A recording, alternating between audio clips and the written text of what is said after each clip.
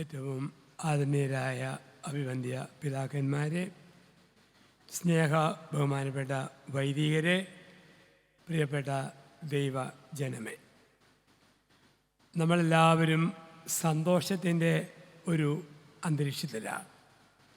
ഈ വർഷത്തെ ക്രിസ്മസും ജനങ്ങളുടെ സാന്നിധ്യം കൊണ്ടും കാലാവസ്ഥ കൊണ്ടും വളരെയേറെ അനുകൂലമായിരുന്നു.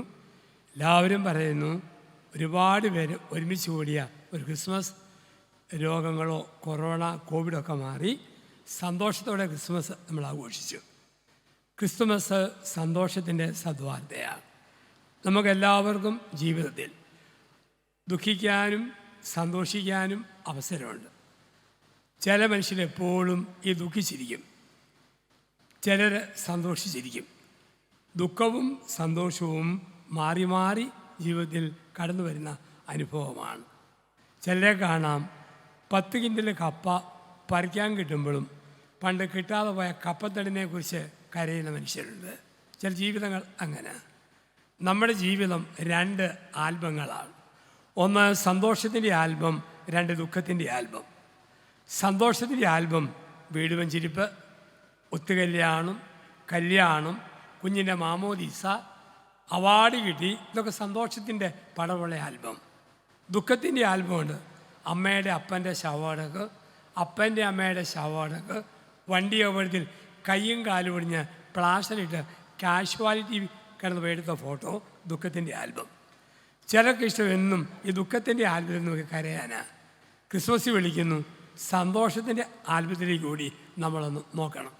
കുറേ നാളുകൾക്ക് മുമ്പ് 50 വയസ്സ് പ്രായമുള്ള കരിക്കട്ട പോലെ കറുത്ത ഒരു സ്ത്രീ 10 പഠിക്കുന്ന മോനെയും കൊണ്ട് അച്ഛനെ കാണാൻ വന്നിട്ട് പറഞ്ഞു, എൻ്റെ അച്ചു ഇവൻ്റെ മൊബൈൽ ഫോണിനോട് ഭയങ്കര അഡിക്ഷനാണ്. അച്ഛൻ തലേ കൈവച്ച് ഇവന് വേണ്ടി ഒന്ന് പ്രാർത്ഥിക്കണം. പ്രാർത്ഥന കഴിഞ്ഞ് ഞാൻ ചോദിച്ചു, വേറെ എന്നാണ്ട് വിശേഷം? അപ്പോൾ ആ സ്ത്രീ പറഞ്ഞു, അച്ഛാ കറുപ്പ് മോശം നിറവാണോ? നമ്മൾ കോഫി എന്നെ കർമ്മനല്ലേ? അതെ. ആഫ്രിക്കക്കാർ കർമ്മനല്ലേ? അതെ.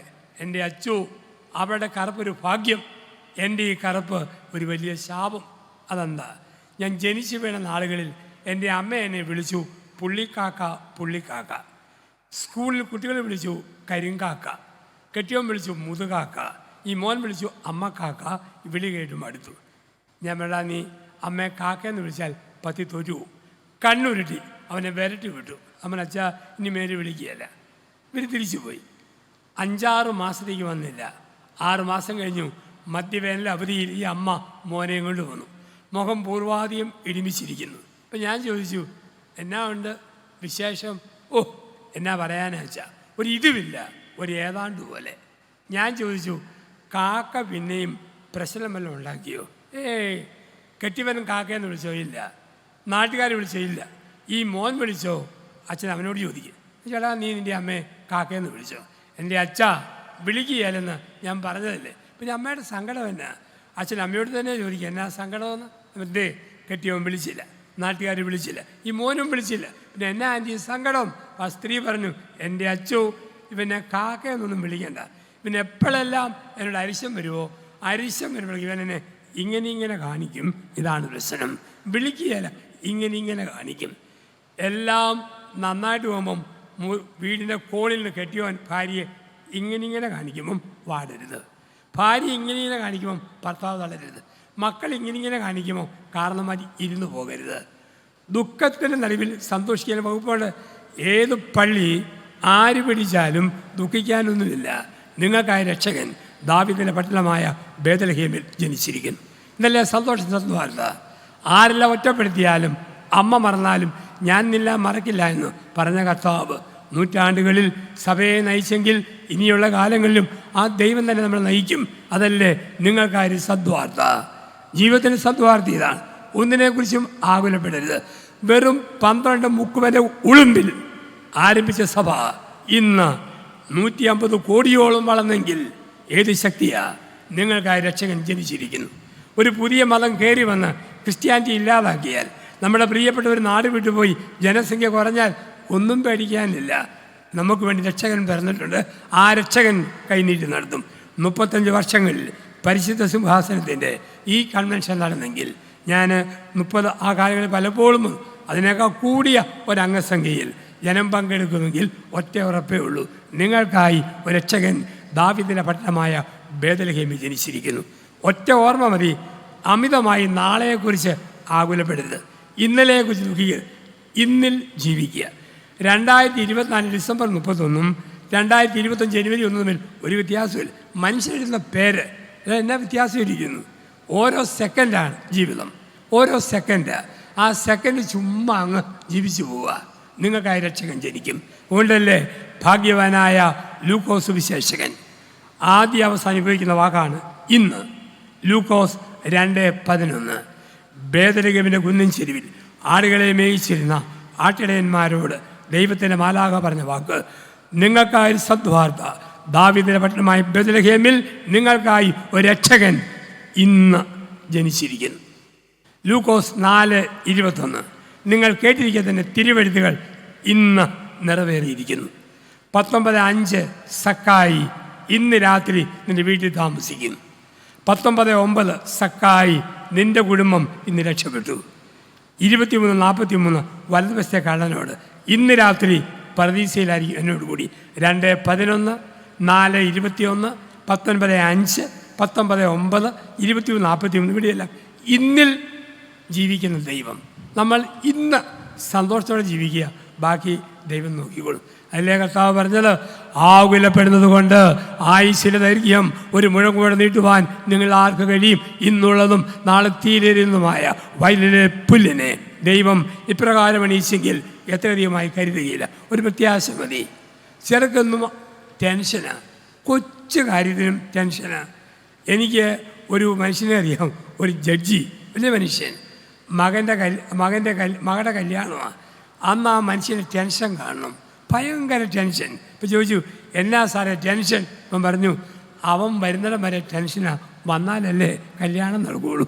ചുമ്മാ ആലോചിച്ച് ടെൻഷൻ കൂട്ടാൻ പറ്റും. ആരോഗ്യത്തിൽ ടെൻഷൻ, 2 ചുമച്ചാൽ മതി, ഓ TV ആരും വേണോ അല്ലയോ, ഒന്ന് വേർത്താൽ മതി, പ്രഷറാണോ, ഞരമ്പ് തെറ്റിയാൽ മതി, അറ്റാക്കാണോ, ഊരിയുടെ തുണിയിലൂടെ 2 ഉറുമ്പ് കയറി പോയാൽ മതി, അയ്യോ ഉറുമ്പ് കയറി പോകുന്നു, ഷുഗറിൻ്റെ ആരംഭമാണോ അല്ലയോ, എന്നാ ടെൻഷൻ. നമുക്കറിയാം, ഹൈന്ദവരാണോ ദേഹം തീനാളം നക്കിയെടുക്കും, ക്രൈസ്തവരാണോ പിതാക്കന്മാരാണേലും അച്ഛന്മാരാണേലും ആത്മാരാണേലും DGP ആണേലും സീരിയൽ നടനാണേലും മരിച്ചോ പുഴുക്കൾ തിന്ന് തീർക്കും. ജീവിതം അത്രേ ഉള്ളൂ, പുഴുക്കൾ തിന്ന് തീർക്കും. ചില സഹോദരിമാരൊക്കെ കൺവെൻഷൻ കഴിഞ്ഞ് കാറിൽ കയറി പോകാൻ വേണ്ടി പോകുന്ന കണ്ടാൽ തോന്നും, തലമുടി കുതിരവാൽ പോലെ മുന്നോട്ടിട്ട് തലയുന്തി ഉന്തി നടക്കുന്ന കണ്ടാൽ തോന്നും ഇവളാണ് ഗബ്രിയേൽ മാലാഖയുടെ ഇളയ പെങ്ങൾ. ഈ കാറിൽ കയറി പോകുമ്പോൾ നമ്മുടെ പള്ളിയുടെ സിമിത്തേലിരുന്ന് കുറേ പുഴുക്കൾ നിങ്ങളെ നോക്കി നമ്മളെ നോക്കി ചിരിക്കും. എന്നാ പറഞ്ഞുകൊണ്ട്, ഓ എൻ്റെ നാളത്തെ പലഹാരം കാറേ പോണ പോക്ക് കണ്ടില്ലേ. ഇത്രയേ ഉള്ളൂ ജീവിതം, ഇത്രയേ ഉള്ളൂ ജീവിതം. ഇവിടെ നമ്മൾ ചുമ്മാ ആവശ്യമില്ലാതെ ഒത്തിരി ചിന്തിച്ചു കൂട്ടുന്നത്. ഇങ്ങനെ പോയാൽ സഭയ്ക്ക് എന്നാ പറ്റും, ഇങ്ങനെ പോയാൽ പള്ളിക്ക് എന്നാ പറ്റും, ഒന്നും പറ്റിയല്ല. ചേട്ടൻ പറഞ്ഞ പോലെ ഈ വർഷം ഇഞ്ചി നട്ടില്ലെങ്കിൽ അടുത്ത വർഷം ഒരു ചുക്കും സംഭവിക്കുകയല്ല. അത്രയുള്ള ജീവിതം. ഇപ്പം നമുക്ക് നീളാനോ ചിന്തിക്കാനൊന്നുമില്ല, ധൈര്യമായിട്ട് പോകണം.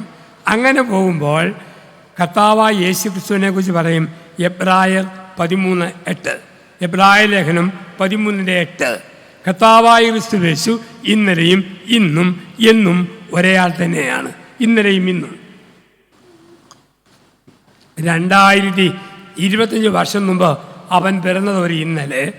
അന്ന് നിരപരാധികൾ ക്രിസ്തുവിനെ പ്രതി കൊല്ലപ്പെട്ടു, കുഞ്ഞിപ്പൈതങ്ങൾ കൊല്ലപ്പെട്ടു. 2025 വർഷത്തിൽ ഇന്നും അവൻ്റെ പേരിൽ, ക്രിസ്ത്യാനി എന്ന് പറയുന്നതിൻ്റെ പേരിൽ, അവൻ്റെ മാമോദിസ സ്വീകരിച്ചതിൻ്റെ പേരിൽ, അവൻ്റെ നാമത്തിൽ ദേവാലയത്തിൽ പോകുന്നതിൻ്റെ പേരിൽ ഹെറോസിൻ്റെ അന്ന് കൊല്ലപ്പെട്ടതുപോലെ സിറിയയിൽ, തുർക്കിയിൽ, നൈജീരിയയിൽ, പശ്ചിമേഷ്യയിൽ, വടക്കേ ഇന്ത്യൻ ഗ്രാമപ്രദേശങ്ങളിൽ നമ്മൾ കൊല്ലപ്പെടുന്നു. കാരണം അവൻ ഇന്നലെയും ഇന്നും എന്നും ഒരുവൻ തന്നെയാണ്. അവൻ പിറന്ന രാത്രിയിൽ അന്ന് കൊന്നവരുടെ പിൻതലമുറ ഇന്ന് നമ്മളെയും വധിക്കുമ്പോൾ വധിക്കാനായതുകൊണ്ട് ഓർക്കുക, അപ്രതീക്ഷിതമായ ഒന്നുമല്ല ഇത് ചരിത്രത്തിൻ്റെ ഭാഗം. നമ്മളോട് ഒന്നേ ആവശ്യപ്പെടുന്നുള്ളൂ. പുതുവർഷത്തിലേക്ക് കടക്കുമ്പോൾ, ഒരു വർഷത്തിൻ്റെ അവസാനത്തിൽ കടന്നു വരുമ്പോൾ, ക്രിസ്മസിൻ്റെ കുളിർമയിൽ ആയിരിക്കുമ്പോൾ ഒറ്റ കാര്യമേ പറയുന്നുള്ളൂ, ക്രിസ്തുവിനെ അന്വേഷിക്കുക 3 മാർഗത്തിലൂടെ. നമ്മൾ ഭാരതീയരാണ്. ഭാരതത്തിൽ ഈശ്വര അന്വേഷണത്തിന് 3 മാർഗങ്ങൾ. 1 കർമ്മമാർഗം, 2 ഭക്തിമാർഗം, 3 ജ്ഞാനമാർഗം. കർമ്മമാർഗം, ജ്ഞാനമാർഗം, ഭക്തിമാർഗം. ഈ 3 മാർഗത്തിൽ കർത്താവിനെ തേടണം. 1 കർമ്മമാർഗം. ഏൽപ്പിച്ച ജോലി ഭംഗിയായിട്ട് ചെയ്യണം. നൽകപ്പെട്ട സമയത്തിനുള്ളിൽ ഏൽപ്പിക്കപ്പെട്ട ജോലി ഭംഗിയായി ചെയ്യുന്നവൻ കർത്താവിനെ കാണും. അത് ഭംഗിയായി ചെയ്യാൻ കുർബാനയ്ക്ക് പോകണം, ശക്തി നേടണം. അത് ഭംഗിയായി ചെയ്യാൻ കൺവെൻഷന് പോകണം, ശക്തി നേടണം. അത് ഭംഗിയായി ചെയ്യാൻ വിശുദ്ധ കൂദാശകളിലൂടെ കടന്നു പോകണം. അത് ഭംഗിയായി ചെയ്യാൻ വേദപുസ്തക വായനയും ധ്യാനവും വേണം. അത് ഭംഗിയായി ചെയ്യാൻ ആത്മീയ വായന വേണം.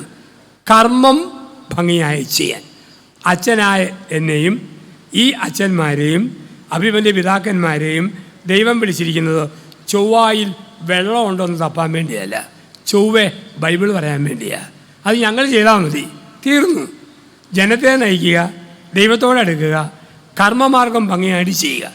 എത്ര ചെറിയ പണിയും ഒരമ്മ മുറ്റം അടിച്ചു വാരുമ്പോഴും പാത്രം മെഴുകുമ്പോഴും കറി ഒലത്തുമ്പോഴും തറ തുടയ്ക്കുമ്പോഴും അത് ഭംഗിയായിട്ട് ചെയ്താൽ മതി, കർത്താവിനെ കാണും. ഒരപ്പൻ റബ്ബർ വെട്ടുമ്പോഴും പാലെടുക്കുമ്പോഴും പാലുറയൊഴിക്കുമ്പോഴും എരുമയും പശുവിനെയും കറന്ന് പാല് വിൽക്കുമ്പോഴും ഒരുത്തൻ ഓട്ടോറിക്ഷ ഓടിക്കുമ്പോഴും ഒരുത്തൻ കശാപ്പ് ചെയ്യുമ്പോഴും അവൻ്റെ പണി ഭംഗിയായി ചെയ്യുക.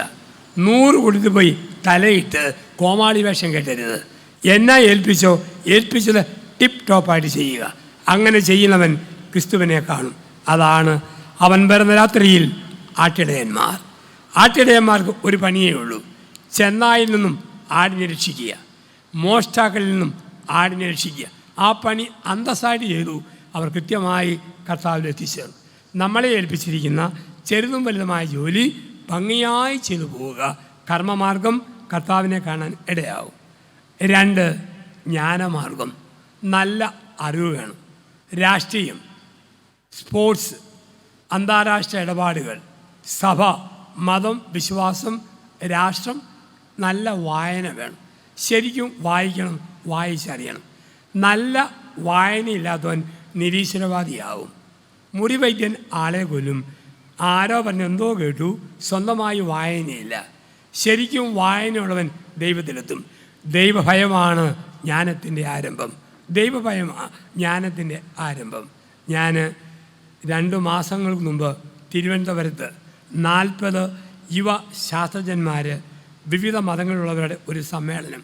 അപ്പോൾ അവിടെ എന്നോട് പറഞ്ഞു, അച്ഛൻ വന്ന് അച്ഛൻ്റെ ദൈവവിശ്വാസത്തെക്കുറിച്ച് ശാസ്ത്രജ്ഞന്മാരായ ഞങ്ങളോട് ഒരു സംവാദത്തിന് വരാമോ? ഞാൻ ചെന്നു.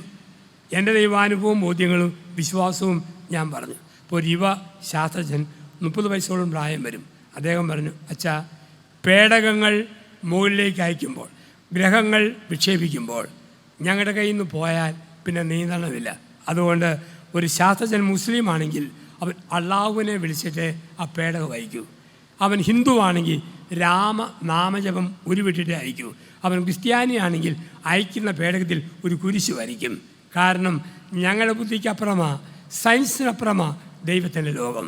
ശരിക്കും അറിവുള്ളവൻ അവൻ ദൈവത്തിലെത്തിച്ചേരും. അതുകൊണ്ടാണ് ലോകം കണ്ട ഏറ്റവും വലിയ സയൻറ്റിസ്റ്റ് ഐൻസ്റ്റീൻ മുട്ടുകുത്തി പ്രാർത്ഥിക്കാത്ത രാത്രിയില്ല. പേപ്പട്ടി വിഷത്തിന് മരുന്ന് കണ്ടുപിടിച്ച ലൂയിസ് പാസ്റ്റർ നടക്കുന്ന വഴിക്ക് വേദപുസ്തകം വായിച്ച് ഭക്തിഗാനം പാടുമായിരുന്നു. ശരിക്കും അറിവുള്ളവർ ദൈവത്തിലേക്ക് എത്തിച്ചേരും. അതാണ് ജ്ഞാനമാർഗത്തിൽ കർത്താവിനെ കണ്ട 3 വിദ്വാൻമാർ. 3 വിദ്വാൻമാർ, പൗരസ്യദേശത്തെ 3 വിദ്വാൻമാർ.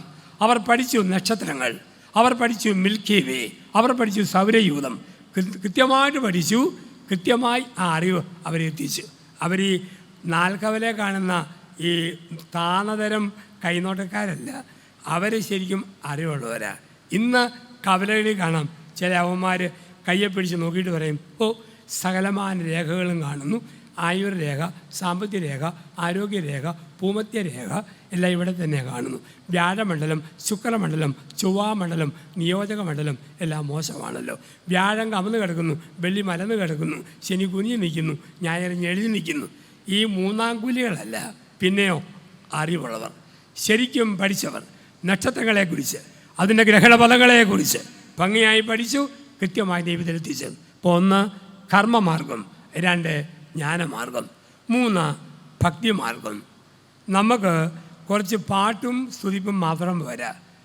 നമ്മുടെ സമുദായത്തിൽ മുലപ്പാലിന് കൂടുതൽ അമ്മ പഠിപ്പിച്ച ചില കൗമാ നമസ്കാരങ്ങളുണ്ട്. സഭയുടെ പരമ്പരാഗത പ്രാർത്ഥനകളുണ്ട്. അത് സമൂഹമായി പ്രാർത്ഥിക്കുന്നതും കുടുംബമായി പ്രാർത്ഥിക്കുന്നതുമായ പ്രാർത്ഥനകളുണ്ട്. ഒരു വീഴ്ചയും വരുത്താതെ പരമ്പരാഗത പ്രാർത്ഥന ഭംഗിയായി ചെല്ലുപോകുന്നവൻ കർത്താവിനെ കാണും. അതാണ് ക്രിസ്തു പിറന്ന രാത്രിയിൽ പരിശുദ്ധ നിത്യകന്യകയായ പരിശുദ്ധ അമ്മ മറിയം. മറിയത്തിന് ബൈബിൾ പാണ്ഡിത്യമില്ല, മറിയത്തിന് വലിയ വലിയ ജ്ഞാനങ്ങളൊന്നുമില്ല. ഒന്നുണ്ട്, പെറ്റതള്ളയായ അന്ന പഠിപ്പിച്ച പ്രാർത്ഥന, അതുമാത്രം ഭക്തിയോടെ ഉരുവിട്ടു, ദൈവത്തെ കണ്ടു.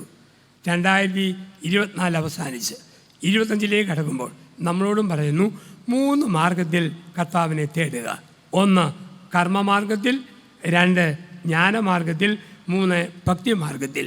അവൻ പറയും, നിങ്ങൾ ഒന്നിനെ കൊണ്ടും ഭയപ്പെടേണ്ട, നിങ്ങൾക്കായി രക്ഷകൻ ഇതാ ദാവീദിന്റെ പട്ടണമായ ബേത്ലഹേമിൽ ജനിച്ചിരിക്കുന്നു.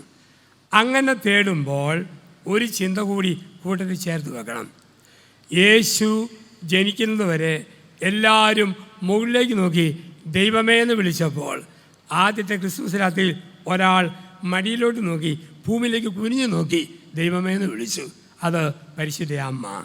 ദൈവം മടിയിൽ, ദൈവം ഗോശാലയിൽ, ദൈവം പൂഴിയിൽ, മുകളിൽ ആകാശത്തിലെ ദൈവം ഭൂമിയിൽ വന്നു. സഭയുടെ ചാരിറ്റി പ്രസ്ഥാനങ്ങൾ, അഭിമന്യ തിരുമേനി പറഞ്ഞു, കരുണയുടെ കരങ്ങൾ നീളണം, ജീവകാരുണ്യ പ്രവൃത്തികൾ ചെയ്യണം.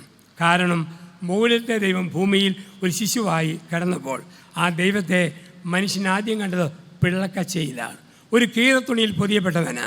അന്നു മുതൽ ക്രൈസ്തവ സമൂഹം, മേൽപ്പട്ടക്കാരും പട്ടക്കാരും സഭാംഗങ്ങളും അനാഥ മന്ദിരങ്ങളിൽ, ആതുരാലയങ്ങളിൽ, വൃദ്ധമന്ദിരങ്ങളിൽ, അഭയ സ്ഥാപനങ്ങളിൽ പിള്ളക്കച്ചയിൽ കീറത്തുണിയിൽ പൊതിയപ്പെട്ടവനെ കണ്ടു. അങ്ങനെ കണ്ടപ്പോൾ സഭ വളർന്നു. ഈ കൺവെൻഷനും നമ്മളെ വിളിക്കുന്നു, പിള്ളക്കച്ചയിൽ പൊതിഞ്ഞ ആരോഗ്യമില്ലാത്തവരിൽ ക്രിസ്തുവിനെ കാണുന്ന ഒന്നായി നമ്മുടെ ജീവിതങ്ങൾ മാറണം. ഇനി ഈ ക്രിസ്തു വന്നു കഴിയുമ്പോൾ എന്തെല്ലാം സംഭവിക്കുന്നു എന്നറിയണം. അതാണ് യോഹന്നാൻ്റെ സുവിശേഷം പഠിപ്പിക്കുക. യോഹന്നാൻ പറയുന്നു, ക്രിസ്തുവിന് എൻ്റെ ജീവിതത്തിൽ വലിയ അധികാരമുള്ളവനാണ് ക്രിസ്തു, വലിയ അധികാരമുള്ളവനാണ് ക്രിസ്തു. അതുകൊണ്ടാണ് ക്രിസ്തുവിൻ്റെ സാന്നിധ്യം സമൃദ്ധി കൊണ്ടുവരും, അവൻ്റെ അസാന്നിധ്യം സമൃദ്ധി ഇല്ലാതാക്കും. ക്രിസ്തു ഉണ്ടോ 5 രൂപ ഇല്ലെങ്കിലും 5 ലക്ഷം ഓർക്കാപ്പുറത്ത് കൈ കയറി വരും. കർത്താവില്ലേ 5 ലക്ഷം ഉണ്ടെങ്കിലും കൈക്കൊരു ഓട്ട വീഴും. ക്രിസ്തു വരുമ്പോൾ ഒരു സമൃദ്ധിയുണ്ട്. അതാണ് യോഹന്നാൻ്റെ സുവിശേഷത്തിൻ്റെ ആദ്യമധ്യായത്തിൽ അവൻ കൊണ്ടുവരുന്ന സമൃദ്ധി. 2-ാം അധ്യായത്തിൽ 6 ഭരണി വീഞ്ഞിൻ്റെ സമൃദ്ധി. 6-ാം അധ്യായത്തിൽ 12 കുട്ട അപ്പത്തിൻ്റെ സമൃദ്ധി. 21-ാം അധ്യായത്തിൽ 153 മത്സ്യത്തിൻ്റെ സമൃദ്ധി. അവൻ വരുമ്പോൾ സമൃദ്ധി.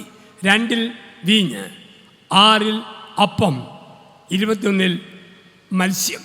അവൻ്റെ സാന്നിധ്യം കൊണ്ടിരുന്ന സമൃദ്ധി. അതുകൊണ്ടാണ് യോഹന്നാൻ്റെ സുവിശേഷത്തിൽ മാത്രമാണ് സമൃദ്ധിയുടെ പ്രതീകമായ വെള്ളം 1-ാം അധ്യായം മുതൽ 21-ാം അധ്യായം വരെ യോഹന്നാനിൽ മുഴുവൻ വെള്ളം നിറഞ്ഞു നിൽക്കുക. വെള്ളം സമൃദ്ധിയെ സൂചിപ്പിക്കും. 1-ാം അധ്യായത്തിൽ വെള്ളത്തിൽ മീൻ പിടിച്ചവരെ ശിഷ്യരാക്കി. 2-ാം അധ്യായത്തിൽ വെള്ളം വീഞ്ഞാക്കി. 3-ാം അധ്യായത്തിൽ മാമോദിസ വെള്ളത്തിൻ്റെ സൂചന, നിക്കോദേമൂസേ വീണ്ടും ജനിക്കണം. 4-ാം അധ്യായത്തിൽ യാക്കോബിൻ്റെ കിണറ്റിലെ വെള്ളം. 5-ാം അധ്യായത്തിൽ ബെസേദ കുളത്തിലെ വെള്ളം. 6-ാം അധ്യായത്തിൽ വെള്ളത്തിൻ്റെ മീതെ നടന്നു. 7-ാം അധ്യായത്തിൽ ദാഹിക്കുന്നവന്ന് കുടിക്ക്. 9-ാം അധ്യായത്തിൽ ശീലോഹ കുളത്തിലെ വെള്ളം. 13-ാം അധ്യായത്തിൽ വെള്ളം കൊണ്ട് പാദം കഴുകി. 19-ാം അധ്യായത്തിൽ പടയാളി കുത്തിയപ്പോൾ നെഞ്ചിൽ നിന്നും വെള്ളം ഒഴുകിയിറങ്ങി. 21-ാം അധ്യായത്തിൽ ഏത് വെള്ളത്തിൽ നിന്ന് ശിഷ്യരെ വിളിച്ചോ ആ വെള്ളത്തിലേക്ക് തിരിച്ചു നടത്തി. വെള്ളം സമൃദ്ധിയെ സൂചിപ്പിക്കുന്നു. 2025 കടക്കുമ്പോൾ, 24 തീരുമ്പോൾ, സമുദായത്തിലെ വലിയ കൺവെൻഷൻ നടക്കുമ്പോൾ ഈ രാത്രി സംഗമത്തിൽ കർത്താവിൻ്റെ ചില അധികാരങ്ങളെക്കുറിച്ച് നമ്മൾ ചിന്തിക്കാം. അവൻ്റെ 1-ാമത്തെ അധികാരമാണ് ഹിസ് പവർ ഓവർ ക്വാളിറ്റി. ഗുണ മേന്മയുടെ മേൽ അധികാരമുള്ളവൻ യേശു. യോഹന്നാൻ 2:1-11 വരെ വാക്യങ്ങൾ. ക്രിസ്തു വരുമ്പോൾ ക്വാളിറ്റി മാറും, ഗുണമേന്മ മാറും. സ്ഥലം കാന, കല്യാണസദ്യ നടക്കുന്നു. നമ്മളെപ്പോലെ നമുക്ക് നാട്ടിൽ ജനുവരി 5-ാം തീയതി ഞായറാഴ്ച കല്യാണം എന്ന് പറഞ്ഞ് ക്ഷണിച്ചാൽ 4-ന് വൈകിട്ട് വീട്ടിൽ വരും, കർമ്മത്തിൽ പങ്കെടുക്കും, ഭക്ഷണം കഴിക്കും. 5-ന് പള്ളിയിൽ വരും, കർമ്മത്തിൽ പങ്കെടുക്കും, ഭക്ഷണം കഴിച്ച് പല്ലും കുത്തി കുറ്റവും പറഞ്ഞുകൊണ്ട് യാത്രയാകും. നമ്മുടെ രീതി അങ്ങനെ. ചില ആൾക്കാർ പള്ളിയിൽ പോവുകയില്ല, പട്ടി കശാപ്പുകളിൽ എല്ലാം പോകുന്ന പോലെ പാരീഷ് ഹോളിൽ കോഴിക്കാല് കടിക്കാൻ പോകും. കൂതാശയായിട്ടൊരു ബന്ധവുമില്ല. യഹൂദർക്കാനാണ് 15 ദിവസത്തെ വിവാഹ ആഘോഷം.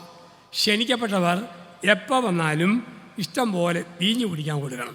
ഒരു കാര്യം ചെയ്താൽ മതി, ക്ഷണക്കത്ത് കൊണ്ടിരിക്കുക, കാവൽക്കാരൻ്റെ കൊടുക്കുക. കാവൽക്കാരൻ ക്ഷണക്കത്ത് മേടിച്ച് വെച്ചിട്ട് മഴക്കോട്ട് പോലെ ഒരു ഓവർകോട്ട് പുതയ്ക്കാൻ കൊടുക്കും. ആ കോട്ടിൻ്റെ പേരാണ് വെഡിങ് ഗാർമെൻറ്റ്, വിവാഹ വസ്ത്രം. ഒരു 500 പേര് ഒരേ നിറമുള്ള തുണിയെടുത്ത് പന്തലിൽ ചെല്ലുന്നത് കാണാൻ നല്ല രസമാണ്. ചിലപ്പം ചില കാരണന്മാർ മരിക്കുമ്പോൾ വിദേശത്ത് ജോലിയുള്ള പെമ്മക്കൾ വരും. 5-6 പെമ്മക്കൾ, കറുത്ത സാരി, കറുത്ത ബ്ലൗസ്, ഒരു വെള്ള നെറ്റ് നോക്കിയിട്ട് ഒരൊറ്റ നിപ്പാണ്. ആൾക്കാർ ശവത്തെ നോക്കിയില്ലെങ്കിലും ഈ ശവങ്ങളെ ഒന്ന് നോക്കും, കാണാൻ നല്ല രസമുണ്ട്. ഇപ്പം വിവാഹ പന്തലിൽ ഒരേ വസ്ത്രം ധരിച്ച് 10-200 പേര് കയറുമ്പം കാണാൻ നല്ല രസം. ആർത്തിപ്പണ്ടാരമായ മനുഷ്യൻ കത്തെടുക്കാനും മറന്നുപോയി, കൂട്ടിടാനും മറന്നുപോയി, ബ്രേക്ക് പെട്ട് വണ്ടി പോലെ കല്യാണ പന്തലിൽ ഇടിച്ചു കയറി. അപ്പോൾ വിവാഹ വസ്ത്രം പുതച്ചില്ല, അവനെ പുറത്തേക്ക് ഇറക്കി വിട്ടു. നമ്മൾ വായിക്കുന്നുണ്ട്. ഒരാഴ്ചക്കാലം പല്ലും കയറി ഇറങ്ങി ഉള്ള വീഞ്ഞ് മുഴുവൻ കുടിച്ചു തീർത്തപ്പോൾ കർത്താവായ ക്രിസ്തു വന്നു. അവൻ വന്നപ്പോൾ അവൻ മാത്രമല്ല, വിളിക്കാത്ത കുറേ പേര് അവനെ കാണാൻ വന്നു. സ്ഥലം MLA-യോ MPയോ ഒരു പരിപാടിക്ക് വിളിച്ചാൽ അവർ മാത്രമല്ല, വിളിക്കാത്ത ലോക്കൽ നേതാക്കന്മാർ ഒരു നാണമില്ലാതെ കൂട്ടത്തിൽ കയറി വരും. നിങ്ങൾ നീണ്ട യാത്ര ചെയ്യുമ്പോൾ ആര്യഭവൻ, ശരവണഭവൻ, വസന്തഭവൻ, ഉടുപ്പി ഹോട്ടൽ ഭക്ഷണത്തിന് ഓർഡർ കൊടുക്കും. ഓർഡർ കൊടുക്കുന്നത് ചപ്പാത്തി, നെയ്റോസ്റ്റ്, പൂരി മസാല, മസാല ദോശ. പക്ഷെ ഓർഡർ കൊടുക്കാതൊരു വയ്യാവേലി, ഒരു നാണമില്ലാതെ പ്ലേറ്റിൽ കയറി കുത്തിയിരിക്കും. തുളവട എന്ന് പറയുന്ന ഉഴുന്നുവട. പിന്നെ മര്യാദ ഉള്ളതുകൊണ്ട് അവൻ്റെ മോന്തയ്ക്കിട്ടെറിയ തിന്നിട്ട് പോരും. കാനായിലെ വീട്ടിൽ വിളിക്കാത്ത ഉഴുന്നുവട പോലെ കുറേ പേര് ഉരുണ്ട് കയറി വന്നു. വീഞ്ഞില്ല. അവിടെ പരിശുദ്ധ അമ്മ തൻ്റെ മധ്യസ്ഥ പ്രാർത്ഥന ആരംഭിച്ചു. മോനെ, ഇവർക്ക് വീഞ്ഞില്ല. ഇന്ന് പറയും, മോനെ, ഈ അച്ഛന് കൃപയില്ല. മോനെ, ഈ ദമ്പതിമാർക്ക് ചൈതന്യമില്ല. മോനെ, ഈ കുടുംബത്തിന് സ്വത്തില്ല. അമ്മ പ്രാർത്ഥിച്ചു, പുത്രൻ പ്രവർത്തിച്ചു. ഭരങ്ങൾ നീട്ടിപ്പിടിച്ചു. ഒരു നിമിഷം കൊണ്ട് വെള്ളരി വെളുത്ത പച്ചവെള്ളത്തിൻ്റെ മുഖം നവവധുവിൻ്റെ മുഖം പോലെ ചുവന്നു തൊടുത്തു. വീര്യമുള്ള വീഞ്ഞായി വാരികോരി വിളമ്പി. ഇവിടെയാണ് വിരുന്നുവാഴി എന്നറിയപ്പെടുന്ന കലവറക്കാരൻ അകത്ത് കയറി ഒന്ന് തൊട്ട് രുചിച്ച് നോക്കിയിട്ട് പറഞ്ഞു, എല്ലാവരും മുന്തിയേനം ആദ്യം വിളമ്പുന്നു, പൂസായി കഴിയുമ്പോൾ താഴ്ന്നു തരും. പക്ഷെ നീ അവസാനം വരെ നല്ല വീഞ്ഞ് സൂക്ഷിച്ചു വെച്ചല്ലോ. എല്ലാ ജീവിതാന്തസ്സിലും നല്ലത് മുന്തിയനം ആദ്യം വിളമ്പും. അച്ഛന്മാരെ കണ്ടിട്ടില്ലേ? പട്ടം കിട്ടിയ ആദ്യ കാലങ്ങളിൽ ചില അച്ഛന്മാർ വിശുദ്ധ കുർബാന അർപ്പിക്കുന്ന കണ്ടാൽ തോന്നും ഈ കക്ഷിയാണ് ഇത് കണ്ടുപിടിച്ച ആൾ. ചില അച്ഛന്മാരും മറ്റും ആദ്യകാലങ്ങളിൽ ആശീർവാദം കൊടുക്കുന്ന കണ്ടാൽ കുരിശിൻ്റെ നീളം പരലോകം മുതൽ പാതാളം വരെയാണ് സമാധാന ആശീർവാദം. പക്ഷേ 10-15 വർഷം കഴിഞ്ഞ് അച്ഛൻ ആശീർവാദം കൊടുക്കുന്ന കണ്ടാൽ പൂച്ച മണ്ണ് മാന്തിയ പോലെ, ഇത്രയേ ഉള്ളൂ, തീർന്നു പോയി, വീര്യം തീർന്നു. ഇത് കുടുംബത്തിലുമുണ്ട്. കല്യാണം കഴിയുന്നു, ആദ്യ നാളുകൾ എന്തൊരു വീര്യം, പൊന്നെ തേനെ പാലെ വയമ്പേ ചക്കര മുത്തേ, കുറെ കഴിയുമ്പം തീർന്നു. ഒരുത്തൻ കല്യാണം കഴിഞ്ഞ് അവൻ്റെ ഭാര്യയും കൊണ്ട് വീടിൻ്റെ ഗേറ്റ് കടന്ന് വരിക. വരുമ്പോൾ വീഡിയോക്കാരൻ പറഞ്ഞു, അവൾക്ക് നല്ല പെർഫ്യൂമിൻ്റെ മണമുള്ള ദിവസമാണ്, ഇന്ന് കോരിയെടുക്കാൻ പറഞ്ഞു. അവൻ കോരിയെടുത്തു. പക്ഷെ ഓവർ വെയ്റ്റ് ആയിരുന്നു, സിമൻറ്റിയാകു പോലെ. ഇവൻ വേച്ച് പോയി. ഇവൻ വേച്ച് വെച്ച് ഇവിടെ ചുമന്നുകൊണ്ട് പോവുക. ഇവൻ്റെ അമ്മ പെരക്കത്തിരുന്ന് കണ്ടു മോൻ ഭാര്യയെ ചുമക്കുന്നത്. അമ്മ പറഞ്ഞു, വിവാഹത്തിൻ്റെ അത്ഭുതം, എൻ്റെ കർത്താവേ, 5 കിലോ റേഷനറി കിട്ടിയാൽ ഓട്ടോറിക്ഷയെ കൊണ്ടുവരുന്നവന് കണ്ടില്ലേ 67 കിലോ ചുവന്നോണ്ട് വരുന്നൊരു വരവ്. ആദ്യകാലത്തൊരു തീഷ്ണതയുണ്ട്, കുറേ കഴിയുമ്പം തീരും. 50 നോയമ്പിൽ കത്തോലിക്ക പള്ളികളിൽ ഒരു പ്രാർത്ഥനയുണ്ട്, കുരിശിൻ്റെ വഴി. കഴിഞ്ഞ 50 നോയമ്പിൽ വെള്ളിയാഴ്ച വൈകിട്ട് ഒരു സ്നേഹിതൻ്റെ വീട്ടിൽ ചായ കുടിക്കാൻ പോയി. ചായ കുടി കഴിഞ്ഞ് ഞാൻ പള്ളിയിലോട്ട് പോരുക. 6 മണിക്ക് കുരിശിൻ്റെ വഴി തുടർന്ന് 8 മണി വരെ അച്ഛൻ്റെ ധ്യാനപ്രസംഗമാണ്. ഞാൻ നോക്കുമ്പോൾ 65 വയസ്സ് പ്രായമുള്ള സ്ത്രീ വീർത്ത മുഖമായിട്ട് മുമ്പിൽ പോകുന്നു. ഒപ്പം പ്രായമുള്ള കെട്ടിയവൻ വീർപ്പിച്ച മുഖമായിട്ട് പുറകെ പോകുന്നു. ഞാൻ ചോദിച്ചു, അങ്കിളെ 50 വെള്ളിയാഴ്ചയല്ലേ, കുരിശിൻ്റെ വഴിക്ക് പോകുന്നില്ലേ? ചേട്ടൻ്റെ മറുപടി, ആ വഴിക്ക് തന്നെ അച്ഛാ ഞാൻ പോയിക്കൊണ്ടിരിക്കുന്നത്. കുരിശ് മുമ്പിലും പോകുന്നു, കുരിശിൻ്റെ വഴിക്ക് ചേട്ടനും പോകുന്നു. ആദ്യകാല വീര്യം കുറേ കഴിയുമ്പം മാറും. ക്രിസ്തു കൊണ്ടോ വീര്യം മാറുകയല്ല. കാരണം ക്രിസ്തു വരുമ്പോൾ ഡെൻസിറ്റി വർദ്ധിക്കും. ക്രിസ്തു എവിടെ വന്നാലും സാന്ദ്രത വർദ്ധിക്കും. ക്രിസ്തു വരുമ്പോൾ വെള്ളത്തിൻ്റെ സാന്ദ്രത വീഞ്ഞിൻ്റെ സാന്ദ്രതയാവും. ക്രിസ്തു അച്ഛന്മാരുടെ കൂടെ ആൾക്കാരെ നീക്കുമ്പോൾ വീഞ്ഞിൻ്റെ സാന്ദ്രത രക്തത്തിൻ്റെ സാന്ദ്രതയാവും. അവൻ വരുമ്പോൾ സാന്ദ്രത വർദ്ധിക്കും. അവൻ വരുന്നിടം വരെ വെള്ളമാണ്, വന്നാൽ പിന്നെ വീഞ്ഞ. കുർബാനയിൽ അവൻ വന്നാൽ പിന്നെ അത് രക്തമാണ്. സാന്ദ്രത മാറ്റുന്നത് ക്രിസ്തു. എന്താണ് വെള്ളം? ഇഷ്ടം. എന്താണ് വീഞ്ഞ്? സ്നേഹം. കല്യാണം കഴിച്ചപ്പോൾ ഇഷ്ടമാണ്. ഇഷ്ടപ്പെടാൻ പല്ലിൻ്റെ നിറം, മുടിയുടെ നീളം, കവിളിൻ്റെ തുടുപ്പ്, മസിൻ്റെ കൊഴുപ്പ്, സ്വർണ്ണത്തിൻ്റെ തിളക്കം, ബ്ലൗസിൻ്റെ മിനുക്കം, സാരിയുടെ പകിട്ട്, ചെരുപ്പിൻ്റെ ഭംഗി, ഇത് മതി ഇഷ്ടം. ഇഷ്ടത്തിന് 3 ദിവസത്തെ പഴക്കമേ ഉള്ളൂ. പക്ഷേ 75-ാം വയസ്സിൽ പല്ല് പറഞ്ഞ് മോണയൊട്ടി കണ്ണും കുഴിഞ്ഞിരിക്കുമ്പോൾ അത് ഇഷ്ടമല്ല, അത് സ്നേഹം. ഓർക്കുക, കല്യാണത്തിന് ഇഷ്ടത്തോടെ ആരംഭിച്ചവർ, പൗരോഹിത്യം ഇഷ്ടത്തോടെ ആരംഭിച്ചവർ കുറേ കഴിയുമ്പോഴത്തേക്ക് വീഞ്ഞായി മാറും. അതിൻ്റെ അടയാളമാ വെള്ളം പതഞ്ഞ് പതഞ്ഞ് വീഞ്ഞാകുന്നത് പോലെ മുടി നരച്ച് നരച്ച് വരും, കണ്ണ് കുഴിഞ്ഞു കുഴിഞ്ഞു വരും, കേൾവി കുറഞ്ഞു വരും, തൊലിക്ക് ചുളിവ് വീഴും. വെള്ളം വീഞ്ഞാവുക. വെള്ളം വീഞ്ഞാകുന്ന ഒരു രൂപാന്തരീകരണം ജീവിതത്തിൽ നടക്കുന്നുണ്ട്. പവം വരുമ്പോൾ സാന്ദ്രത വർദ്ധിക്കും. ഒരു നോൺ വെജ് ഹോട്ടൽ 75 വയസ്സ് പ്രായം വരുന്ന അങ്കിളും ആൻറ്റിയും മിക്സഡ് ഫ്രൈഡ് റൈസും ചില്ലി ചിക്കനും കഴിക്കുക. ഇങ്ങനെ കഴിക്കുമ്പോൾ 5-6 കോളേജ് പിള്ളേർ കയറി വന്നു. 2 റൗണ്ട് അവർ ഭക്ഷണം കഴിച്ചിട്ടും അങ്കിളും ആൻറ്റിയും കഴിച്ച് തീരുന്നില്ല. അവർ നോക്കുമ്പോൾ അങ്കിൾ ആദ്യം കഴിക്കും, പ്ലേറ്റ് തള്ളി കൊടുക്കും. ആൻറ്റി കഴിക്കും, ഉന്തി കൊടുക്കും. അങ്കിൾ കഴിക്കും, നിരക്കി കൊടുക്കും. ഇങ്ങനെ നിരക്കുന്നല്ലാതെ ഒരു മാറ്റവും കാണുന്നില്ല. ഇവർ പറഞ്ഞു, അങ്കിൾ ആൻറ്റി പണം ഇല്ലാത്തതുകൊണ്ടല്ലേ ഇതുപോലെ വെച്ച് പാത്രം നിരക്കുന്നത്. ഞങ്ങളുടെ വക ഒരു മിക്സഡ് ഫ്രൈഡ് റൈസും ചില്ലി ചിക്കനും മേടിച്ചു തരാൻ ആഗ്രഹിക്കും. ഉടനെ അങ്കിളിൻ്റെ മറുപടി, വേണ്ടേ വേണ്ട. അതെന്താ? ഞങ്ങൾ സമാധാനമായിട്ട് ഷെയർ ചെയ്യുമ്പോൾ ഞങ്ങളെ ശല്യപ്പെടുത്തരുത്. പിള്ളേർ ചോദിച്ചു, എന്നതാ ഷെയർ ചെയ്യുന്നത്? അങ്കിളിൻ്റെ മറുപടി, ഞങ്ങളുടെ പല്ല്. ആദ്യം അങ്കിൾ കഴിക്കും, പിന്നെ ആൻറ്റിക്ക് കൊടുക്കും. ആൻറ്റി കഴിക്കും, അങ്കിളിന് കൊടുക്കും. ഇഷ്ടം സ്നേഹമാകുമ്പോൾ സാന്ദ്രത മാറുന്നു, ഡെൻസിറ്റി മാറുന്ന ഒരു ക്രിസ്തു. അവൻ നമുക്കായി പിറന്നിരിക്കുന്നു, ഗുണമേന്മകൾ മാറ്റിമറിക്കുന്നവൻ. കാന 3 ആത്മീയ ചിന്തകൾ ഈ രാത്രിയിൽ ദൈവത്തിൻ്റെ ജനത്തിനായി വേദപുസ്തകം നൽകുന്നു. 1, ജീവിതത്തിൽ പ്രശ്നം വരുമ്പോൾ പരിഹാരം തരുന്നവൻ പന്തലിൻ്റെ പുറത്തല്ല, പന്തലിൻ്റെ അകത്താണ്. 1ാമത്തെ ചിന്ത ചെയ്താൽ ജീവിതത്തിൽ പ്രശ്നം വരുമ്പോൾ പരിഹാരം തരുന്നവൻ പന്തലിൻ്റെ പുറത്തല്ല, പന്തലിൻ്റെ അകത്താ. കാനായിൽ വീഞ്ഞു തീർന്നപ്പോൾ കടം മേടിക്കാൻ ഒരു വീട്ടിലേക്കും പോയില്ല. പരിശുദ്ധ അമ്മയ്ക്കറിയാം, പരിഹാരം തരുന്നവൻ പന്തലിൻ്റെ അകത്തുണ്ട്. നിങ്ങൾക്കൊരു പ്രശ്നം വരുമ്പോൾ പരിഹാരം തേടി ഒത്തിരിയിടത്ത് ഓടരുത്. ബൈബിളും എടുത്തുകൊണ്ട് നിങ്ങളുടെ പേരെ മുറിക്കകത്ത് കയറുക. ദേവാലയത്തിൽ വിശുദ്ധ മധുപേടുന്ന് ചെന്ന് മുട്ടുകുത്തുക. നമുക്കറിയാവുന്ന പ്രാർത്ഥന ഒറ്റയ്ക്കിരുന്ന് ചെല്ലുക. പരിഹാരം തരുന്നവൻ പന്തലിൻ്റെ പുറത്തല്ല, പന്തലിൻ്റെ അകത്താണ്. 2ാമത്തെ ചിന്ത, അപ്രതീക്ഷിതമായ തകർച്ച വരുമ്പോൾ തളരാതിരിക്കണോ? യേശുവും മാതാവും ഹൃദയത്തിൽ വേണം, കുടുംബത്തിൽ വേണം. അതാണ് കാന. അപ്രതീക്ഷിതമായ തകർച്ച വരുമ്പോൾ തളരാതിരിക്കണോ? യേശുവും മാതാവും അവിടെ വേണം. കാനായിൽ അപ്രതീക്ഷിത തകർച്ച, പക്ഷെ 3 പേരവിടെ ഉണ്ടായിരുന്നു. 1, A confused family. 2, confident master.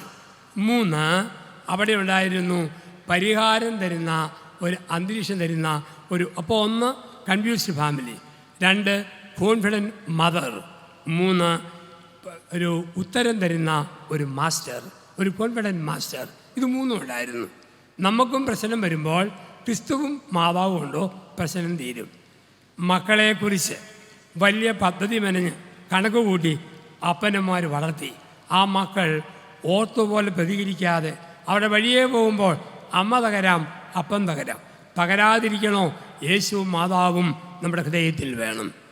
ഞാൻ കണക്ക് കൂട്ടുന്നു, ഇങ്ങനെ പോയാൽ ഒരു 15 വർഷം കൂടി പ്രസംഗിക്കാം. പെട്ടെന്നൊരു സ്ട്രോക്ക്, സ്വരത്തിനൊരു ക്ഷതം, തളരാം. ഞാൻ തളരാതിരിക്കണോ ഈശോയും മാതാവും എൻ്റെ കൂടെ വേണം. ജീവിതത്തിൽ ക്രിസ്തുവും അമ്മയും ഉണ്ടോ എന്തിനേയും അതിജീവിക്കാൻ പറ്റും. കാണാതിരുന്ന മൂന്നാമതൊരു ചിന്ത, ക്രിസ്മസ് നാളുകളിൽ ഒഴിച്ചു കളയുന്ന വെള്ളം കുടിച്ചു തീർക്കുന്ന വീഞ്ഞായി മാറാൻ ക്രിസ്തു വേണം. ഒഴിച്ചു കളയുന്ന വെള്ളം കുടിച്ചു തീർക്കുന്ന വീഞ്ഞായി മാറാൻ ക്രിസ്തു വേണം. കാനായിൽ ഒഴിച്ചു കളയുന്ന 6 ഭരണി വെള്ളം ക്രിസ്തു വന്നപ്പോൾ കുടിച്ചു തീർക്കുന്ന വീഞ്ഞായി മാറി. എന്താ ഒഴിച്ചു കളയുന്ന വെള്ളം? ആവശ്യമില്ലാത്ത ചെരുപ്പ്, ആവശ്യമില്ലാത്ത സ്വർണം, ആവശ്യമില്ലാത്ത വസ്ത്രം, ആവശ്യമില്ലാത്ത പെർഫ്യൂംസ്, ആവശ്യമില്ലാത്ത വീട്, ഒഴിച്ചു കളയുന്ന വെള്ളമാണ്. അതിൽ നിന്നും ഒരു 500 രൂപ ഒരു പാവപ്പെട്ട കിഡ്നി പേഷ്യൻറ്റിൻ്റെ ഡയാലിസിന് കൊടുത്താൽ കുടിച്ചു തീർക്കുന്ന വീഞ്ഞ്. ഞാൻ ഒരു മുഴുത്ത വീട് പണിയുമ്പോൾ ഒരു പാവപ്പെട്ടവന് ഒരു മുറി പണിയാൾ ഇഷ്ടിക മേടിച്ച് കൊടുത്തോ, അത് കുടിച്ചു തീർക്കുന്ന വീഞ്ഞ്. ഒരു BSc നേഴ്സിംഗ് സ്റ്റുഡൻറ്റ് പാവപ്പെട്ട കുട്ടിക്ക് ഒരു വർഷത്തെ ഫീസിൻ്റെ അംശം കൊടുത്തോ, അത് കുടിച്ചു തീർക്കുന്ന വീഞ്ഞായിട്ട് മാറും. അപ്പോൾ ഒഴിച്ചു കളയുന്ന വെള്ളം കുടിച്ചു തീർക്കുന്ന വീഞ്ഞായി മാറണം. കാന നമ്മളെ പഠിപ്പിക്കുന്നു. ചിലപ്പോഴൊക്കെ ഞാൻ ഓർക്കും, ചില ഹൗസ് വാമിങ്ങിനൊക്കെ വിളമ്പുന്ന ലഹരി എന്ത് കള്ളും കുപ്പിയും പറ്റും ആ വിളമ്പുക. ചില കുടിക്കുന്നവർക്ക് ന്യായീകരണമുണ്ട്. ക്രിസ്മസിന് കുടിച്ചു, ദൈവം മനുഷ്യനായി പിറന്നതിൻ്റെ സന്തോഷം. വലിയ വെള്ളിയാഴ്ച അവൻ മരിച്ചതിൻ്റെ മനപ്രയാസം. ഉയർപ്പ് ഞായറാഴ്ച ഒന്നുകൂടെ പൊങ്ങി വന്നതിൻ്റെ പരമസന്തോഷം. ഒന്നുമല്ലാത്ത ദിവസം ഒരു മനുഷ്യൻ കുടിച്ചേച്ചു പോകും. പൊന്നു ചേട്ടാ എന്നാത്തിനാ കുടിച്ചത്? അയാളുടെ മറുപടി, എൻ്റെ കൊച്ച് മുലകുടി നിത്യൻ്റെ ഓർമ്മയ്ക്ക് ഞാൻ കുപ്പുകൂടി ആരംഭിച്ചതാണ്. എന്തിനു വേദനും ന്യായീകരണമാണ്. കുറച്ച് നാൾ മുമ്പ് കോട്ടയത്ത് നിന്നും മംഗലാപുരത്തിനുള്ള ട്രെയിൻ പുറപ്പെടുന്ന സമയം ആൾക്കാർ വരുമ്പോൾ ചൂളംവിളി കേട്ടു. ഓടി കയറി അകത്ത് കയറിയിരുന്നു. 3 കൊടിയന്മാർ കയറാൻ വേണ്ടി അകത്ത് കയറി. 2 പേരിരുന്നു. മൂന്നാമത്തൻ ഇരിക്കാൻ ഓങ്ങുമ്പോൾ വണ്ടി മുമ്പോട്ടെടുത്തു. ഇയാൾ തെറിച്ച് പ്ലാറ്റ്ഫോമിലേക്ക് വീണു. വണ്ടി വിട്ടുപോയി. സ്റ്റേഷൻ മാസ്റ്റർക്ക് സഹതാപം തോന്നി. അദ്ദേഹം വന്ന് തോളി തട്ടിയിട്ട് പറഞ്ഞു, ദേ പരസ്യമായിട്ട് കുടിച്ചാൽ നാണക്കേടല്ലേ, നിർബന്ധമാണെങ്കിൽ കുടിച്ചിട്ട് കിടന്നാൽ പോരെ. ഇനി ഇതുപോലെ നാണം കെട്ട കുടിക്കരുത്. അടുത്ത ട്രെയിനിൽ വേറെ ടിക്കറ്റ് എടുക്കാതെ ഞാൻ തന്നെ കയറ്റി വിടാം. ഈ മനുഷ്യൻ പറഞ്ഞു, പൊന്നു സാറേ അതല്ല പ്രശ്നം, ഇനി എന്നെ എടുക്കുമെന്നുള്ളതാണ്. എന്താ പ്രശ്നം? എൻ്റെ പൊന്നു സാറേ, ഞാനായിരുന്നു മംഗലാപുരത്തിന് പോകേണ്ടത്. അവന്മാർ ട്രെയിൻ കയറ്റി വിടാൻ വന്നതായിരുന്നു. അവർ കയറിയും പോയി, ഞാൻ കോട്ടയത്ത് കൊണ്ട്. ഇപ്പം നമ്മൾ കാണും ചില കുടുംബങ്ങളിൽ ഇപ്പം ഒഴിച്ചു കളയുന്ന വെള്ളം അത് കുടിച്ചു തീർക്കുന്ന വീഞ്ഞായി മാറണം. കാനാ പഠിപ്പിക്കും. രണ്ടാമത്, ഈ ഉണ്ണിയേശു ആര് എന്ന് ചോദിച്ചാൽ അവൻ്റെ വളർച്ചയിൽ അവൻ്റെ മറ്റൊരധികാരം ഈ എണ്ണത്തിൻ്റെ മേൽ പരിമിതിയുടെ മേൽ. ഈ എണ്ണത്തിൻ്റെ മേൽ പരിമിതിയുടെ മേൽ. 1 ഗുണമേന്മയുടെ മേൽ. 2 ഈ എണ്ണത്തിൻ്റെ മേൽ പരിമിതിയുടെ മേൽ. ഒരു പുരുഷാരം കർത്താവിൻ്റെ പ്രസംഗം കേട്ട് പരിസരം മറന്നിരുന്നു. അവർക്ക് വിശക്കുന്നു എന്ന കാര്യം അവർ പറയുന്നതിന് മുമ്പ് അവൻ ചോദിച്ചു, നിങ്ങളുടെ കയ്യിൽ എന്നാ ഉണ്ട്? അന്ത്രയോസ് എന്ന ശിഷ്യൻ അവിടെയെല്ലാം നോക്കിയിട്ട് പറഞ്ഞു, ഒരു ബാലൻ, അവൻ്റെ കയ്യിൽ 5 ഉണങ്ങിയ അപ്പവും 2 മീൻ വറുത്തതും കൊണ്ടുവരാൻ പറഞ്ഞു. കൊണ്ടുവന്നു. ഇരുത്താൻ പറഞ്ഞു. ഇരുത്തി. എല്ലാവരും ഇരുന്നപ്പോൾ വിളമ്പാൻ പറഞ്ഞു. വിളമ്പി. ശിഷ്യന്മാർ വിളമ്പി. സ്ത്രീകളും കുട്ടികളും ഒഴികെ 5000 പുരുഷന്മാർ ഭക്ഷിച്ചു. നിങ്ങളിവിടെ ഏർക്കൊരു ഒപ്പത്തിനൊപ്പ. വേറെ ചില സ്ഥലങ്ങളിൽ 5000 പുരുഷന്മാരാണെങ്കിൽ 10000 പെണ്ണുങ്ങളും 12000 പിള്ളേരും ഭക്ഷണം കഴിച്ചു. ഇത്രയും പേരും കഴിച്ചു കഴിഞ്ഞിട്ട് 12 കൂട്ട ബാക്കി വന്നു. കൃത്യം 12 കൂട്ട. എന്ത്? 12 അപ്പസ്തോലന്മാരാ അപ്പം വീതം വെച്ചത്. അപ്പസ്തോലന്മാരുടെ പാരമ്പര്യമാണ് പഞ്ഞത്തരം പറഞ്ഞുകൊണ്ടിരിക്കുക. എന്നെ കിട്ടിയാലും ഇല്ല. നിങ്ങളും ഞാനും അപ്പസ്തോലിക സഭയുടെ ഭാഗങ്ങളാണ്. എന്തെല്ലാം ഉണ്ട്, ചുമ്മാ പഞ്ഞത്തരം ഇല്ലേ ഇങ്ങനെ പറഞ്ഞുകൊണ്ടിരിക്കും. ഒരു പള്ളിയിലെ അച്ഛൻ ഒരു 5000 രൂപ ഒരാൾ പള്ളിക്ക് തരാമെന്ന് ചോദിച്ചാൽ ചിലരുണ്ട് ചായക്കട ചെന്നിരുന്ന് ബാബായുടെ സഹോദരൻ്റെ ഇളയ മകൻ്റെ കുറ്റവും കൂടെ പറഞ്ഞിട്ട് 5000 പള്ളിക്ക് കൊടുക്കുകയുള്ളൂ. ചില മനുഷ്യരിങ്ങനെയുണ്ട്. ഇവിടെ ഈ ശിഷ്യന്മാർ എന്ത് ചെയ്തു? യേശുവിൻ്റെ ബാസ്ക്കറ്റിൽ നിന്ന് അപ്പം എടുത്ത് ജനത്തിൻ്റെ ഇലയിൽ വിളമ്പി. ഓരോ അപ്പം വിളമ്പുമ്പോഴും അവർ പറഞ്ഞു, തമ്പുരാനെ തികയുവോ ആവോ, തികയുവോ ആവോ. അങ്ങനെ വിളമ്പിയ ഓരോരുത്തരുടെയും തലയിൽ ഓരോ കുട്ടവീതം കൊടുത്തിട്ട് പറഞ്ഞു, ചുമക്കടാ ചുമക്ക്, പിടിക്കടാ പിടിക്ക്, പഞ്ഞത്തരം പറയല്, പിടിക്കടാ പിടിക്ക്, ചുമക്കടാ ചുമക്ക്. ഇവർ ഈ അപ്പവുമായിട്ട് പോകുന്ന ഭാഗം 5ാം ക്ലാസ്സിൽ സൺഡേ സ്കൂളിൽ വേദപാഠം പഠിക്കുന്ന കുട്ടികളോട് ലേഡി ടീച്ചർ അല്പം ഗമയുള്ള ആളാണ്. ഒരു ചെറിയ മൊബൈൽ ഫോൺ കാണിച്ചിട്ട് പറഞ്ഞു, ഞാൻ ബൈബിളിൽ നിന്ന് ഒരു ചോദ്യം ചോദിക്കും, കൃത്യ ഉത്തരം തരുന്ന ആൾക്ക് കുട്ടിക്ക് ഈ ഫോൺ എടുക്കാം, തിരിച്ച് കിട്ടുന്ന ആൾ എന്നോട് ബൈബിളിൽ നിന്ന് ചോദിക്കണം, ഞാൻ മറുപടി പറഞ്ഞാൽ ഫോൺ എനിക്ക്, പറഞ്ഞില്ലേ ഫോൺ നിനക്ക്. 30 കുഞ്ഞുങ്ങൾ മുൾമുനയിലിരുന്നു. ടീച്ചർ ചോദിച്ചു, യൂദാസിന് പകരം കുറി വീണ പുതിയ ശിഷ്യൻ്റെ പേരാർക്ക് പറയാം? ഒരു കുട്ടി ചാടി എന്നിട്ട് പറഞ്ഞു, മത്തിയാസ്. അവൻ ഫോണും കൊണ്ടുപോയി. ടീച്ചർ പറഞ്ഞു, നീ ചോദിച്ചു, മറുപടി പറഞ്ഞാൽ ഫോൺ എനിക്ക്, പറഞ്ഞില്ലെങ്കിൽ ഫോൺ നിനക്ക്.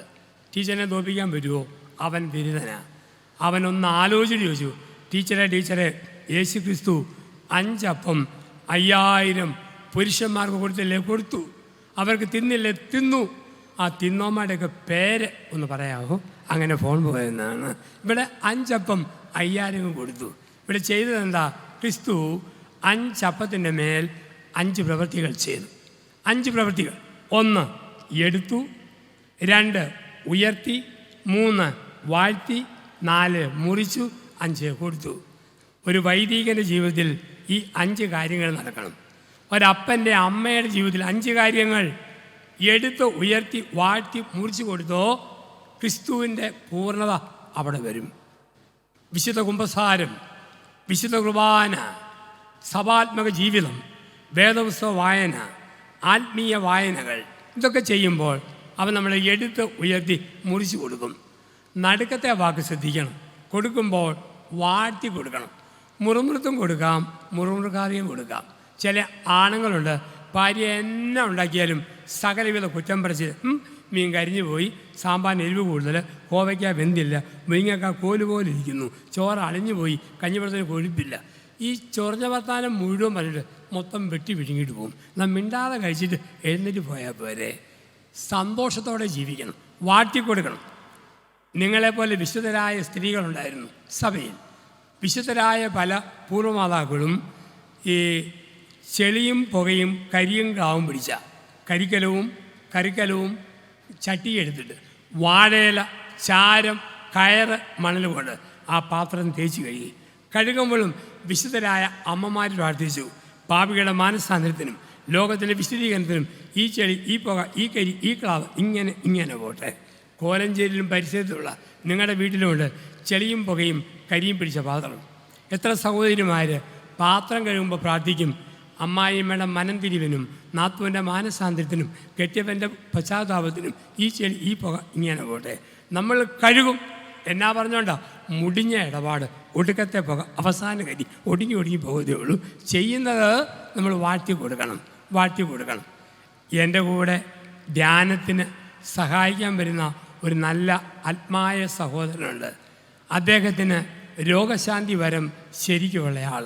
പക്ഷെ ഒരു കുഴപ്പം, ചുമ ഉള്ള ആൾക്ക് വേണ്ടി പ്രാർത്ഥിച്ചോ ചുമ ഇവനിട്ട് പിടിക്കും, രോഗിയുടെ ചുമ വിട്ടുപോകും. നടുവിന് വേദന ഉള്ളതുകൊണ്ട് പ്രാർത്ഥിച്ചോ ഈ കക്ഷിക്ക് നടുവിന് വേദന, രോഗിയുടെ നടുവേദന പോകും. തുമ്മുന്നവർക്ക് വേണ്ടി പ്രാർത്ഥിച്ചോ ഇവൻ തുമ്മലോട് തുമ്മൽ, ആ രോഗി തുമ്മലിൽ നിന്ന് മോചനം പ്രാപിക്കും. എന്നോട് ജോസഫച്ച, ഇനി ഞാൻ രോഗികൾക്ക് വേണ്ടി തലയെ കൈവച്ച് പ്രാർത്ഥിക്കുകയില്ല. അവിടെ രോഗം എനിക്കിട്ട് പിടിക്കുന്നു, അവർ സൗഖ്യപ്പെടുന്നു. ഞാൻ പറഞ്ഞു, സഹോദര, അങ്ങനെയാണെങ്കിൽ ഇനി മേലിൽ എൻ്റെ കൂടെ ധ്യാനത്തിന് വരുമ്പോൾ ബദർ ഒരു കാരണവശാലും ഗർഭിണികളുടെ തലയിൽ കൈവച്ച് പ്രാർത്ഥിക്കരുത്. ചാടിപ്പിടിക്കുമെന്ന് പേടിക്കുന്ന ലോകത്തിലാണ്. ഇവിടെ വാഴ്ത്തി കൊടുക്കണം, ചെയ്യുന്നത് വാഴ്ത്തി കൊടുക്കണം. എൻ്റെ പറമ്പിലെ തെങ്ങിൽ 100 തേങ്ങ 5 എണ്ണം എൻ്റെ പള്ളിക്ക് വേണ്ടി വാഴ്ത്തി കൊടുത്താൽ പിറ്റേ വർഷം ആ തെങ്ങിൽ 150 തേങ്ങ ദൈവം തരും. ഒരു പാവപ്പെട്ട മനുഷ്യന് 3 തേങ്ങ കൊടുത്താൽ ആ തെങ്ങിൽ 130 തേങ്ങ ദൈവം തരും. ഒരു കിഡ്നി പേഷ്യൻ്റ് ഡയാലിസിന് വേണ്ടി 500 രൂപ കൊടുത്തോ എൻ്റെ 10,000 അവിടുന്ന് 15,000 വർദ്ധിപ്പിച്ചു തരും. എണ്ണത്തിൻ്റെ മേൽ അധികാരമുള്ളവൻ യേശു. ഇപ്പം ക്രിസ്തു വരുമ്പോൾ സന്തോഷത്തിന് സദ്വാർത്ത, ഗുണമേന്മകൾ മാറി മറിയുന്നു, പരിമിതികൾ മാറി മറിയുന്നു.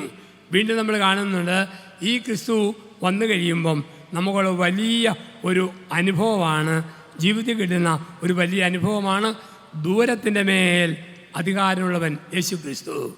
ദൂരത്തിൻ്റെ മേൽ അധികാരമുള്ളവൻ. അവൻ ബേത്ലഹേമിൽ പിറന്നപ്പോൾ ദൂരെയുള്ള ഇടയന്മാർക്ക് സന്ദേശം ലഭിച്ചു.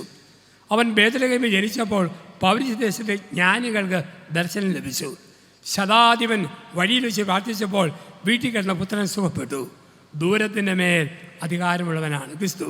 നമുക്കായി രക്ഷകൻ വേർതിരിക്കുന്നു, ദൂരത്തിൻ്റെ മേൽ അധികാരം എന്ന് പറഞ്ഞാൽ നമ്മുടെ മധ്യസ്ഥ പ്രാർത്ഥനകൾക്ക് ഉത്തരം തരാൻ കർത്താവായ യേശു കാലിത്തൊഴുത്തിൽ വന്നിരിക്കുന്നു.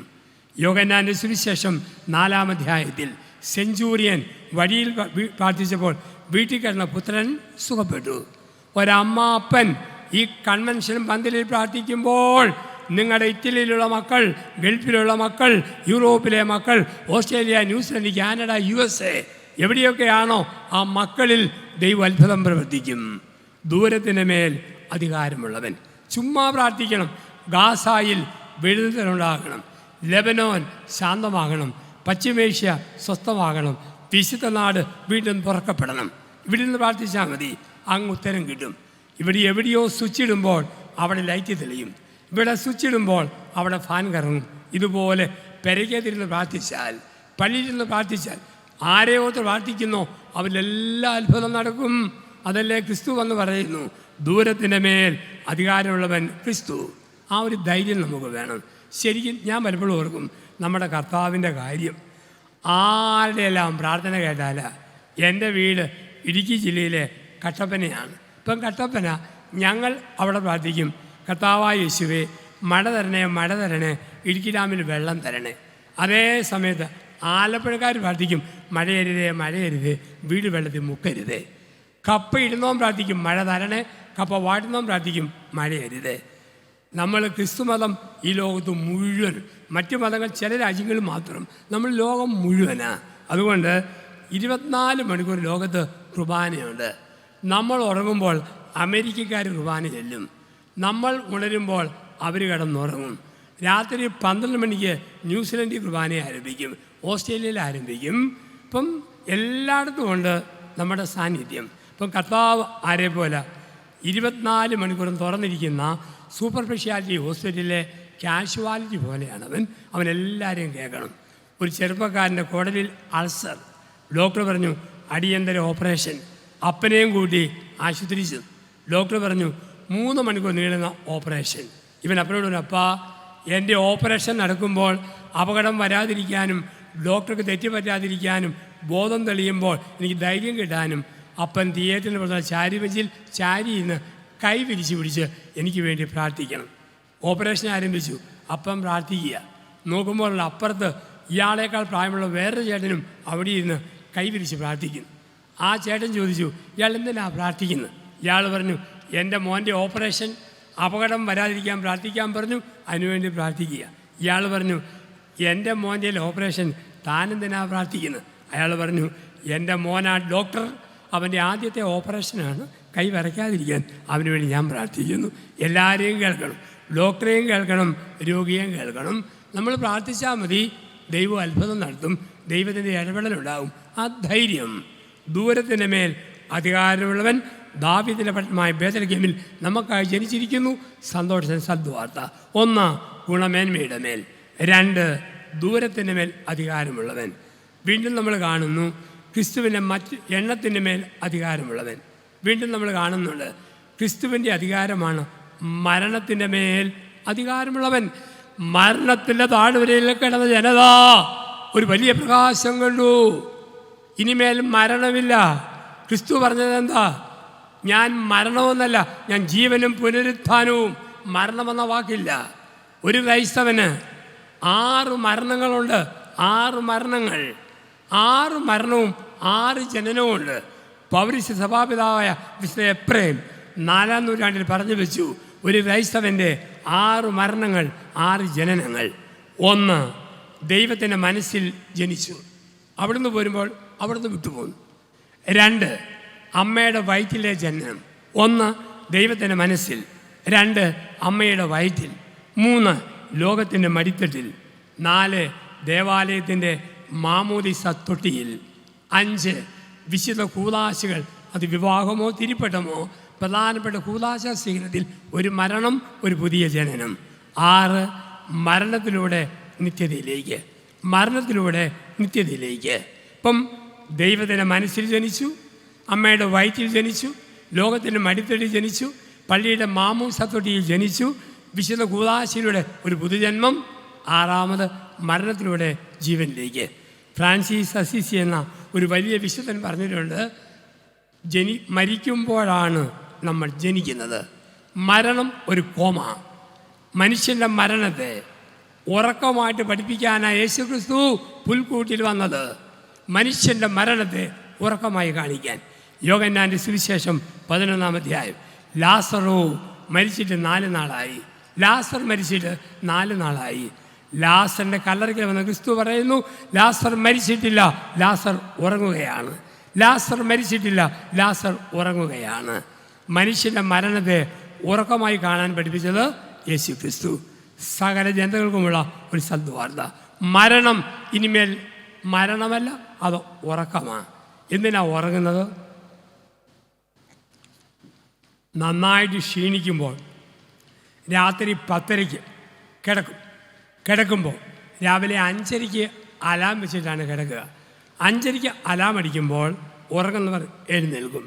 ഒരു ദിവസം നിങ്ങളുടെ പള്ളി സെമിത്തേരിയിൽ ഒരു കല്ലറയിൽ നമ്മൾ അടക്കപ്പെടും.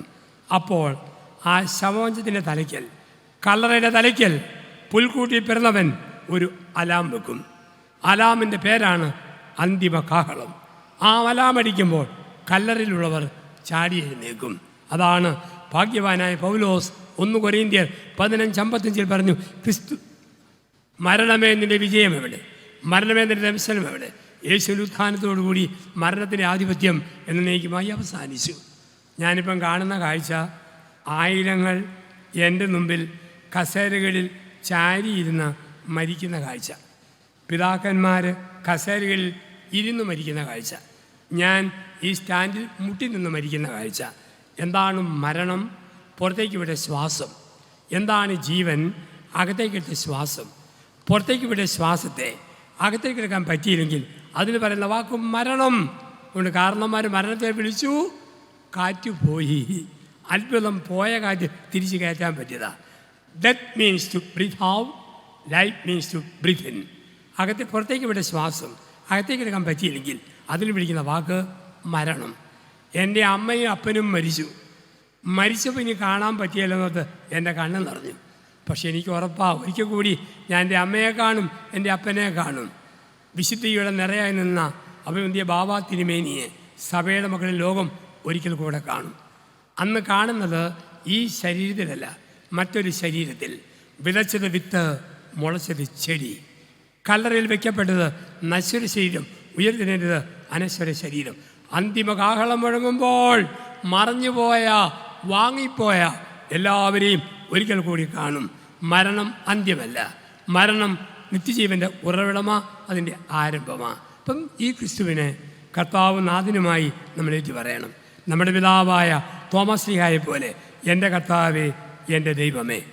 ആട്ടിടയന്മാരുടെ തിടുക്കം, ജ്ഞാനികളുടെ ജാഗ്രത, മറിയത്തിൻ്റെ ഭക്തി, ഈ 3 വഴികളിൽ പൈതലായ യേശുവിനോട് നമുക്ക് ചേർന്ന് നൽകാം.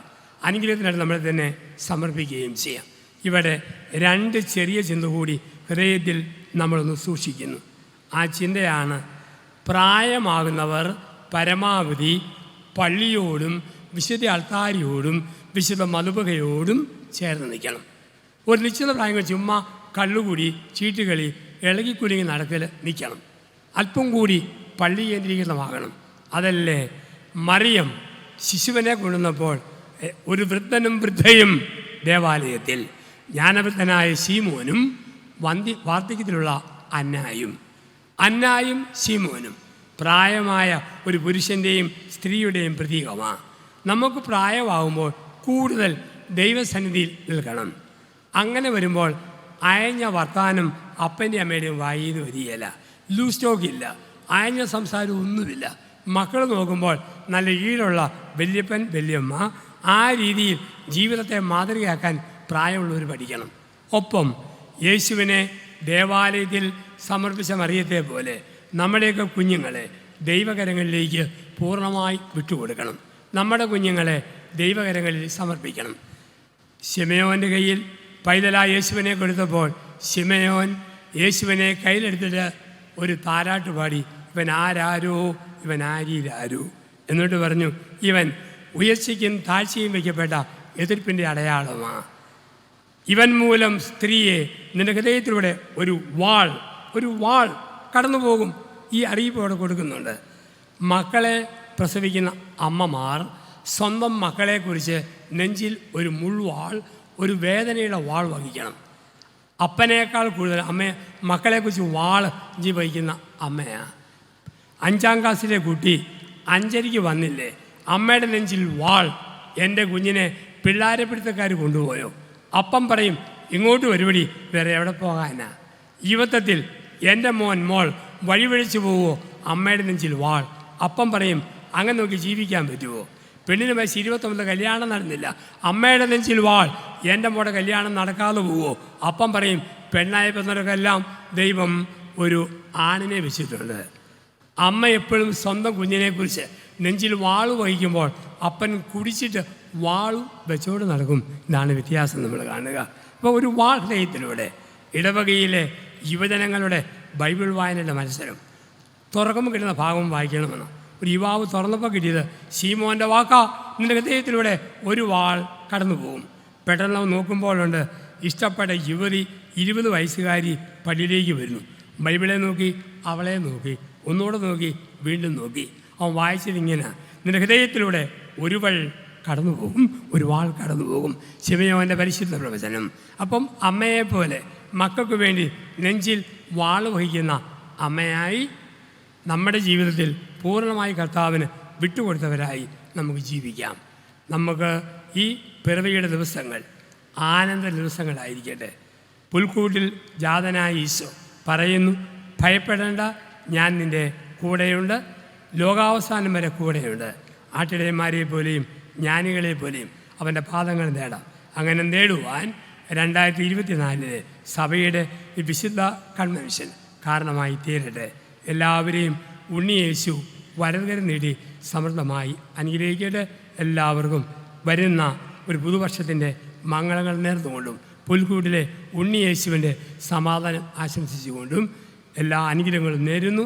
ദൈവം നമ്മളെല്ലാം സമൃദ്ധമായി അനുഗ്രഹിക്കട്ടെ. കർത്താവ് ആശീർവദിക്കട്ടെ. ആമേൻ.